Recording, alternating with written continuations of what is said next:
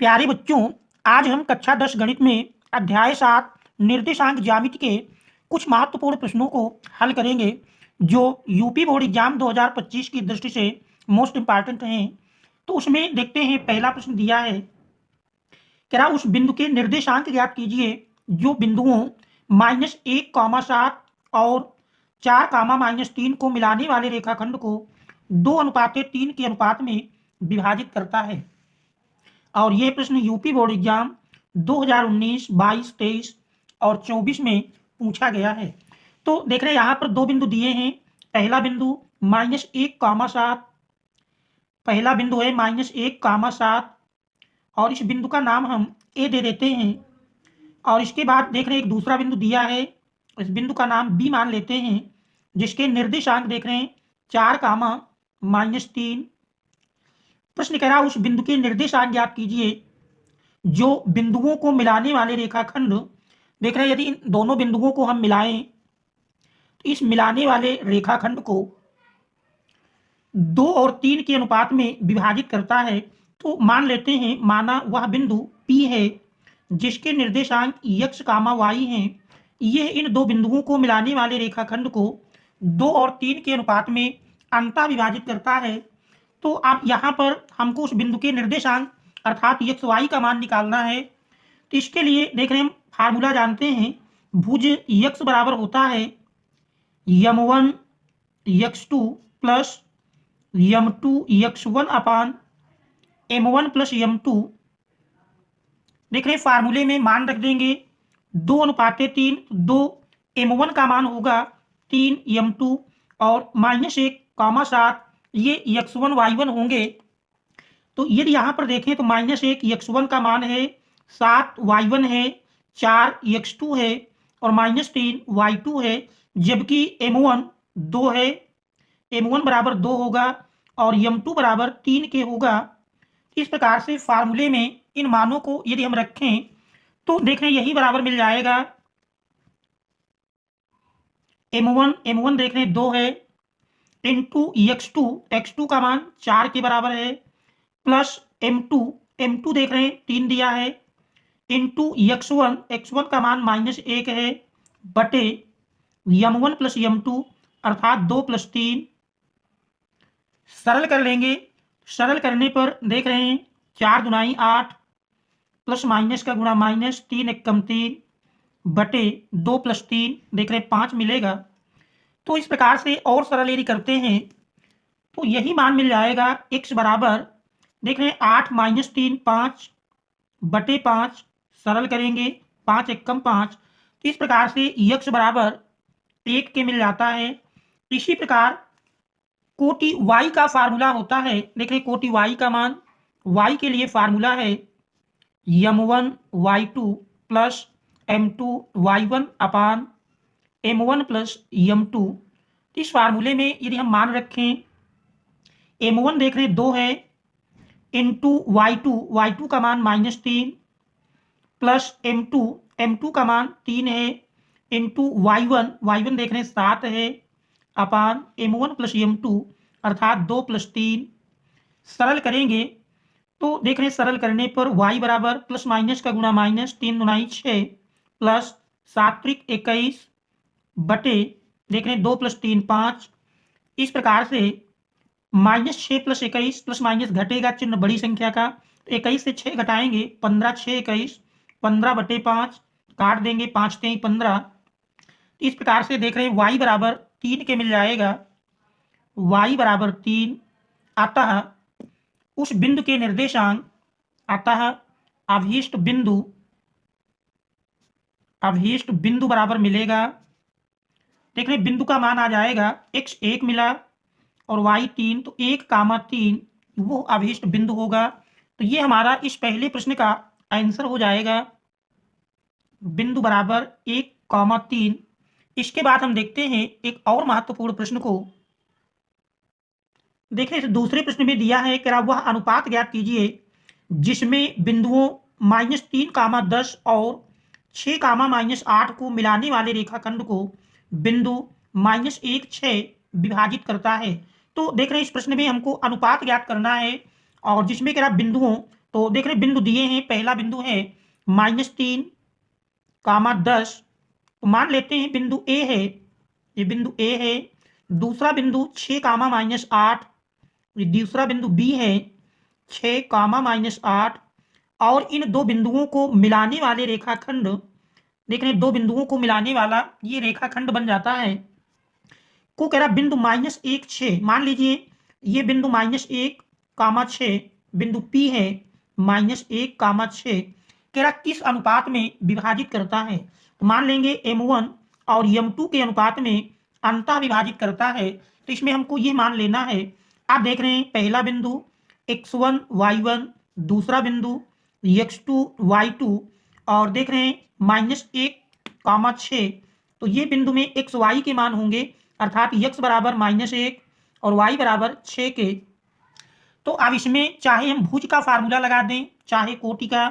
तो देख रहे हैं भुज x बराबर फार्मूला होता है x बराबर m1 x2 plus m2 x1 अपान m1 प्लस m2। देख रहे हैं इस फार्मूले में यदि मान रख दें x बराबर -1 बराबर m1 ज्ञात करना है इंटू x2 का मान देख रहे हैं 6 है, प्लस m2 का मान निकालना है इंटू x1 देख रहे हैं -3 है, अपान m1 प्लस m2।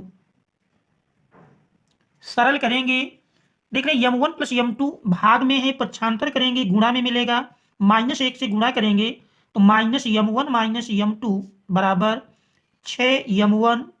फिर देख रहे हैं प्लस माइनस का गुणा -3m2। अब हम m1 वाले पदों को एक तरफ कर लेंगे तो -m1, 6m1 पक्षांतर करेंगे तो -6m1 बराबर -3m2।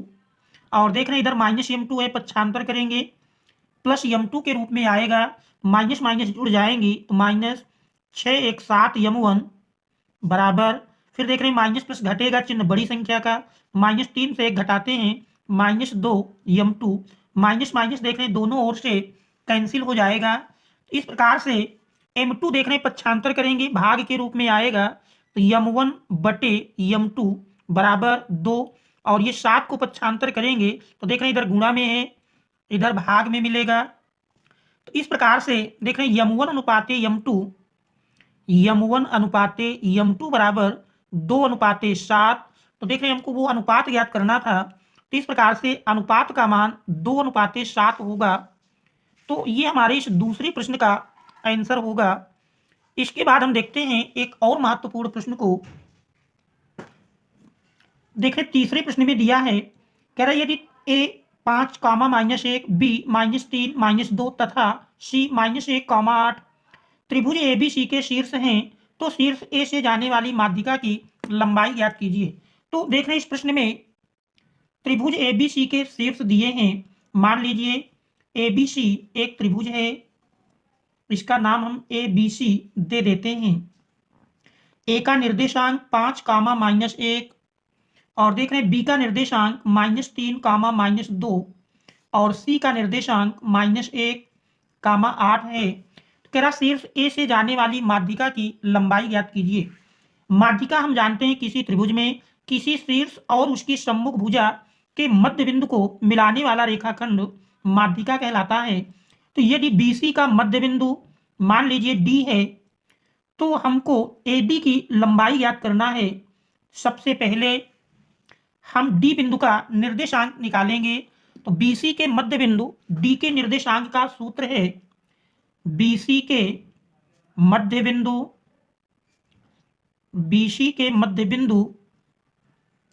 D का निर्देशांक, इसके लिए फार्मूला है x1 प्लस x2 अपान 2 y1 प्लस y2 अपान 2। तो ये मध्य बिंदु के निर्देशांक का फार्मूला है, इसी में हम मान रख देंगे। देख रहे यहाँ पर पहला बिंदु B ये x1 y1 बनता है, x1 y1 और दूसरा बिंदु x2 y2।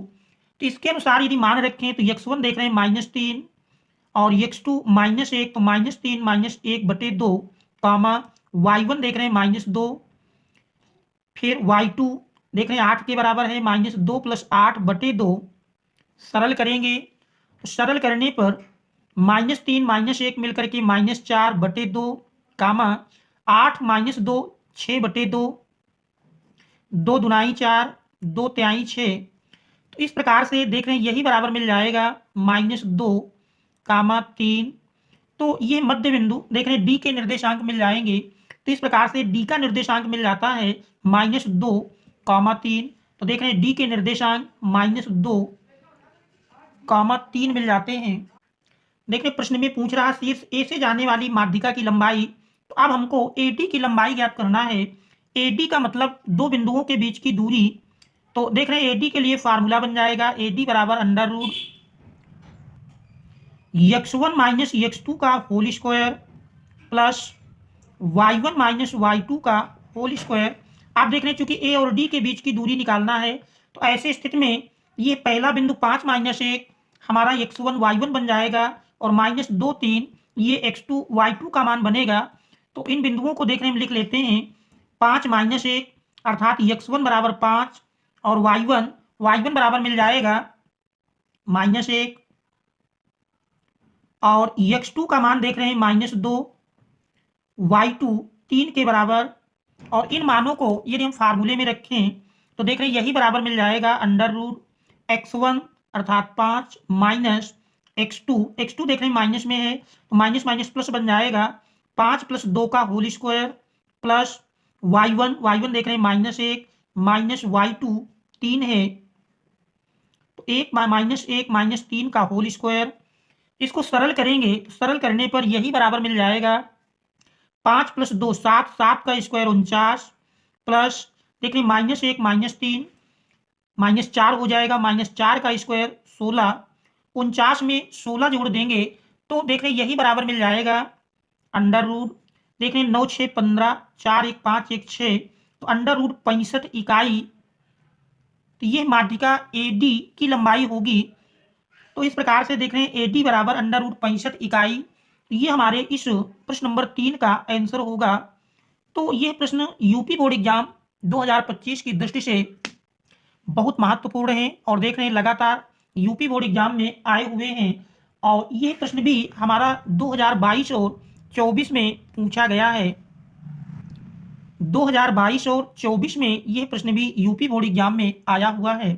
तो आशा है कि आप स्टेप टू स्टेप प्रश्नों का हल समझ गए होंगे। फिर भी कहीं कोई समस्या हो तो कमेंट्स के माध्यम से अवश्य अवगत कराएं और यदि चैनल पर आप नए हैं तो चैनल को सब्सक्राइब कीजिए, वीडियो को लाइक कीजिए ताकि आगे आने वाले महत्वपूर्ण प्रश्नों का नोटिफिकेशन आपको तुरंत प्राप्त हो सके। Thanks all of you for watching.